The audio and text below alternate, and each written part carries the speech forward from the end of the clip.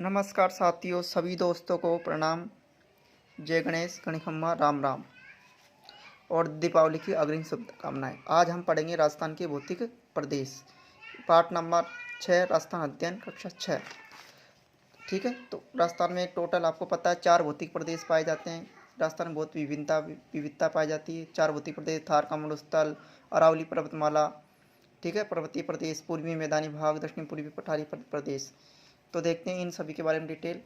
तो देखो, राजस्थान का भौतिक स्वरूप, क्योंकि राजस्थान का भौतिक स्वरूप अत्यंत जटिल विविधता युक्त है। राजस्थान के मध्यवर्ती भाग में स्थित अरावली पर्वतमाला विश्व की प्रचंड, जो अरावली पर्वतमाला है सबसे प्राचीनतम पर्वतमालाओं से एक है।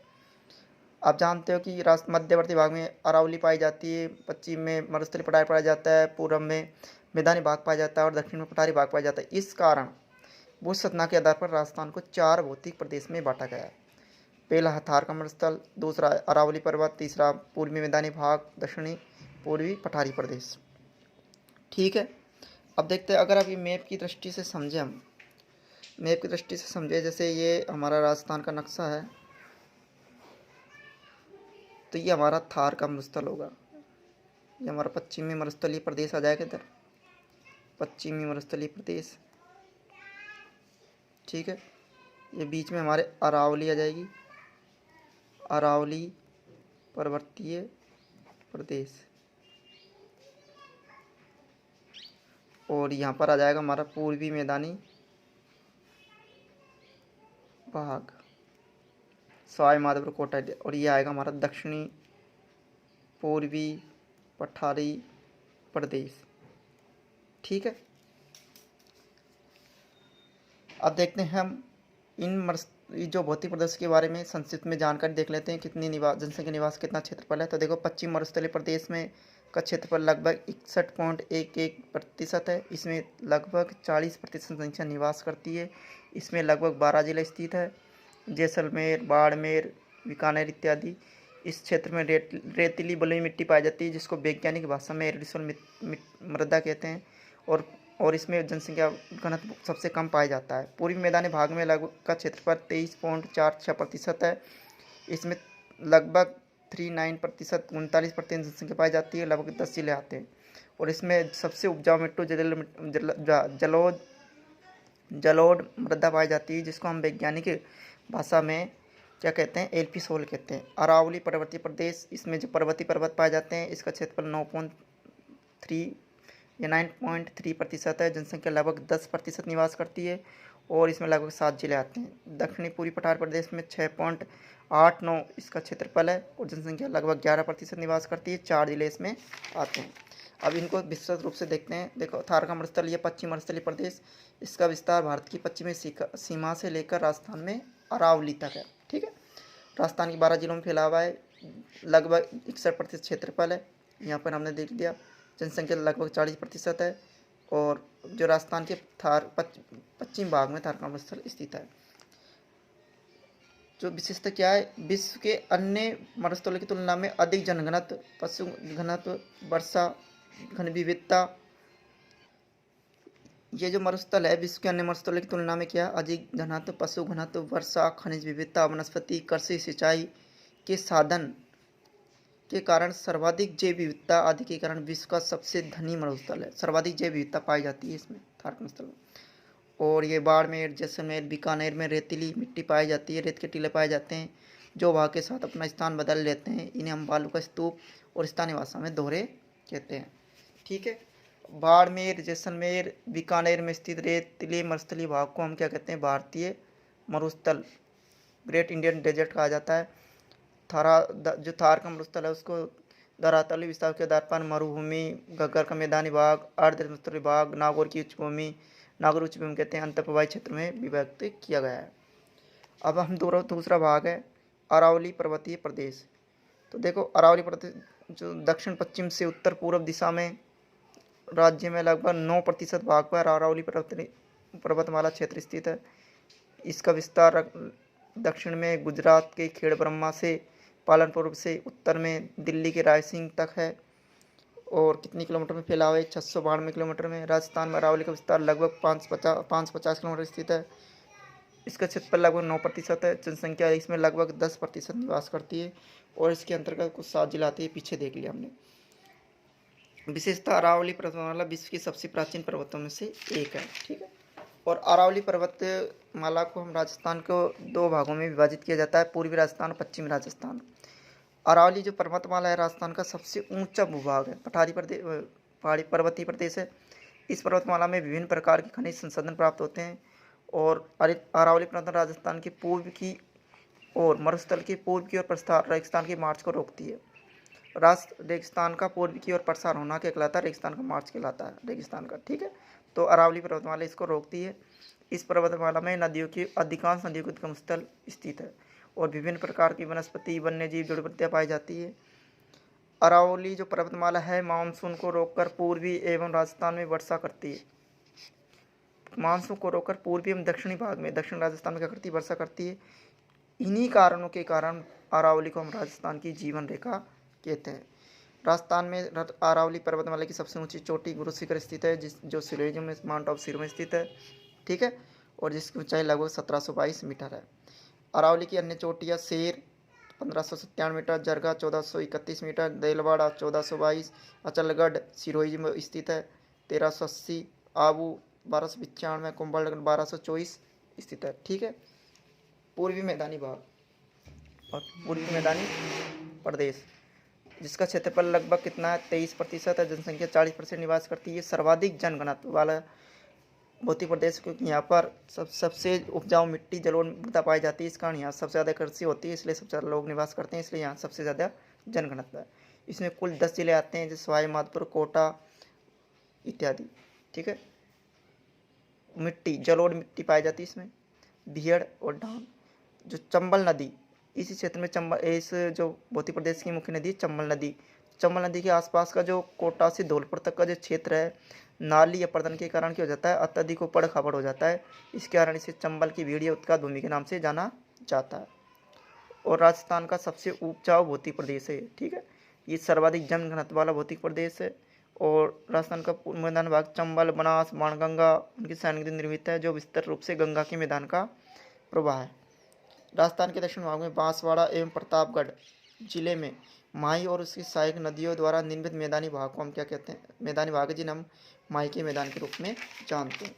और 56 गाँव का समूह एवं 56 की नदी नालों से निर्मित मैदान के कारण इसे हम 56 का मैदान के नाम से भी जानते हैं।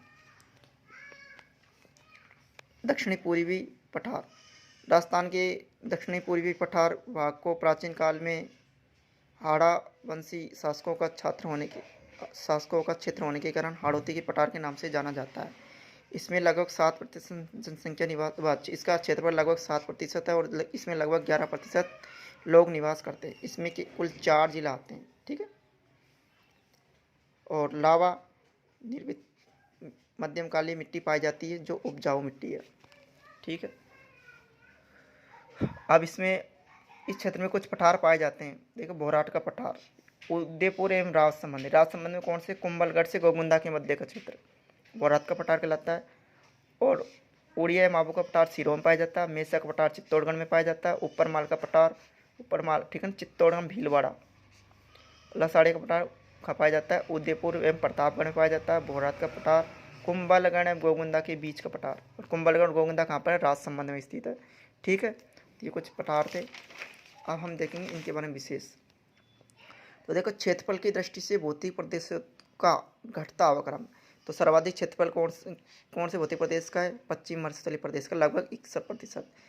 इसके बाद दूसरा नंबर आता है मैदानी प्रदेश 23%, अरावली 10%, दक्षिणी पूर्वी पठारी 7%। जनसंख्या सबसे ज़्यादा पश्चिमी किसमें करती है, जनसंख्या की दृष्टि से भौतिक प्रदेशों का सबसे अधिक क्रम। तो सबसे अधिक इसमें पश्चिम मरुस्थलीय, फिर पूर्वी मैदानी भाग में, दक्षिणी पूर्वी पठार और अरावली में। ठीक है, जनघनत्व सबसे ज़्यादा किसका, पूर्वी मैदानी भाग का है, उसके बाद दक्षिण पूर्वी, फिर अरावली और सबसे कम किसका है, पश्चिमी मरुस्थलीय प्रदेश का। राजस्थान की प्रमुख चोटियाँ, अरावली की प्रमुख चोटियाँ देखो, गुरु शिखर 1722 मीटर सिरों में पाई जाती है। शेर सिरोही में पाई जाती है 1597 में।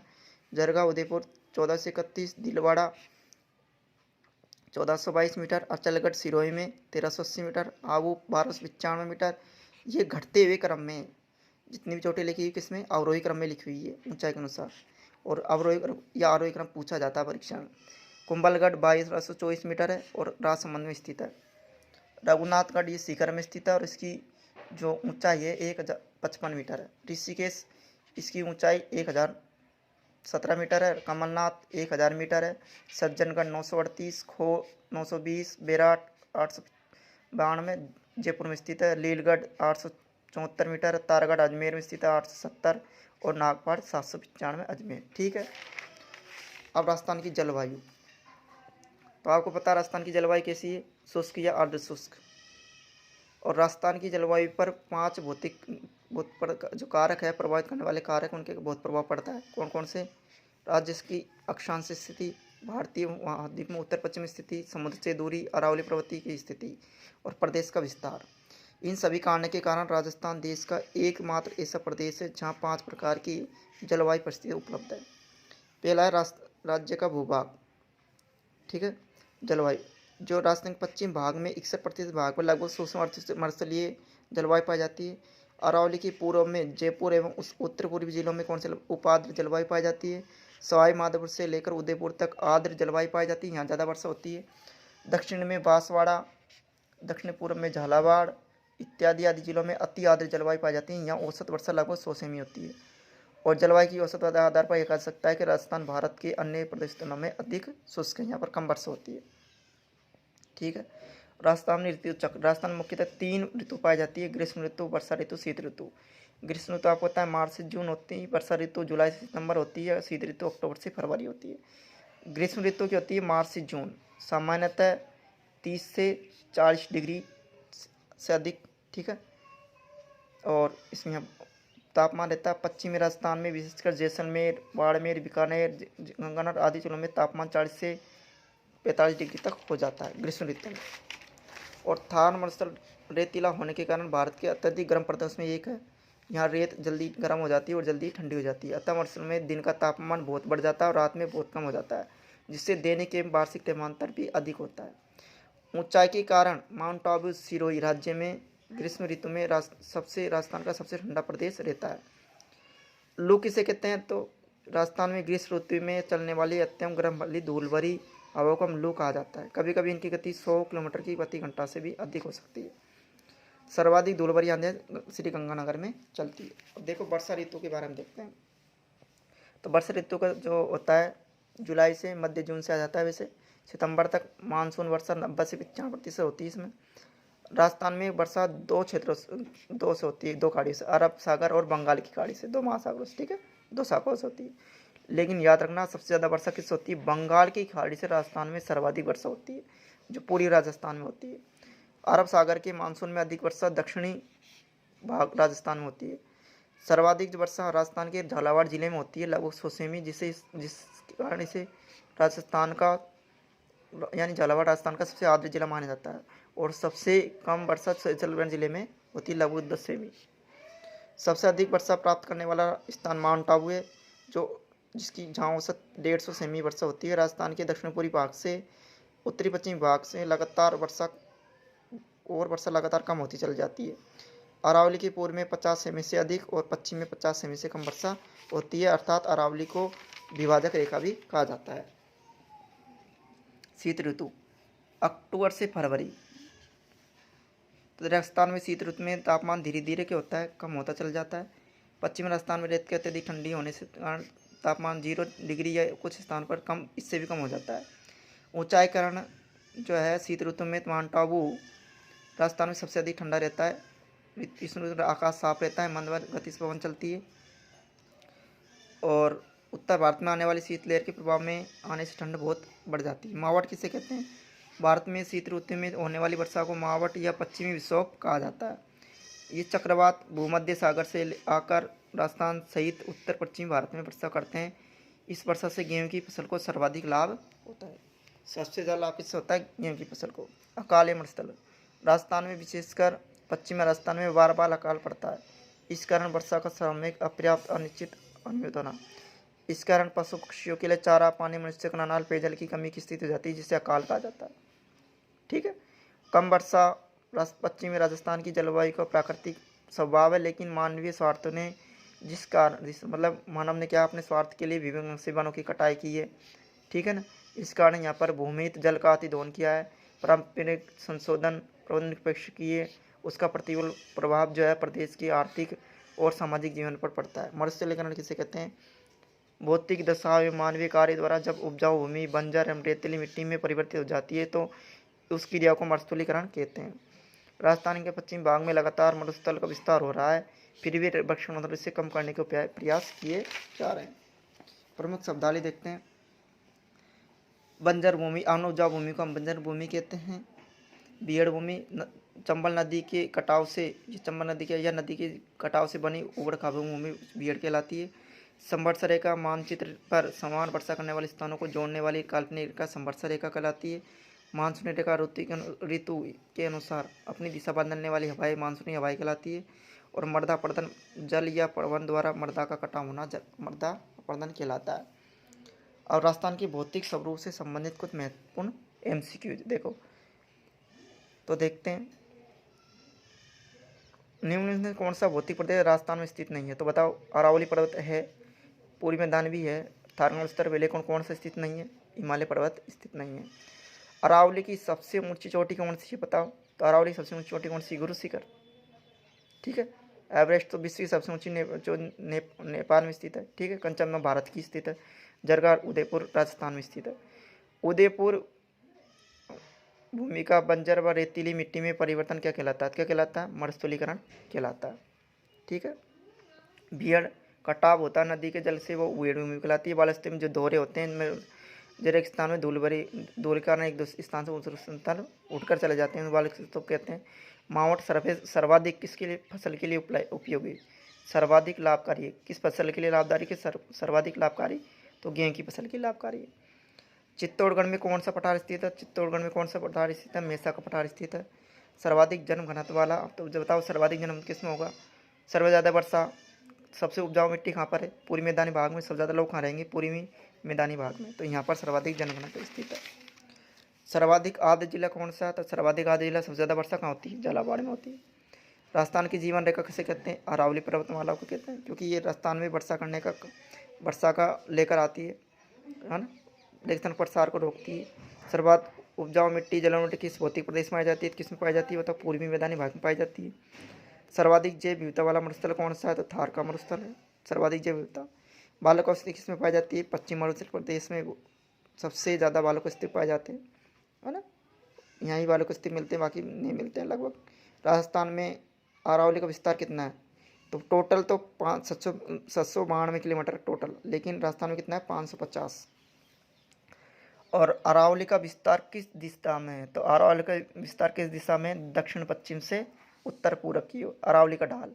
अरावली का विस्तार कहाँ पर है? पालनपुर गुजरात से दिल्ली में रायसीना तक। बीहड़ कहाँ पाए जाते हैं? तो बीहड़ कहाँ पाए जाते हैं बताओ? सवाई माधोपुर, धौलपुर और करौली में। डांग की रानी किसे कहते हैं? करौली को कहते हैं। और अबरख का पर्याप्त भंडार कहाँ पर है? अबरख का पर्याप्त भंडार बताओ? बनास बेसिन में।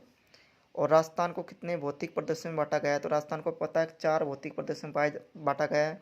पश्चिमी मरुस्थलीय प्रदेश, अरावली पर्वतीय प्रदेश, पूर्वी मैदानी भाग और दक्षिण पूर्वी पठारी प्रदेश।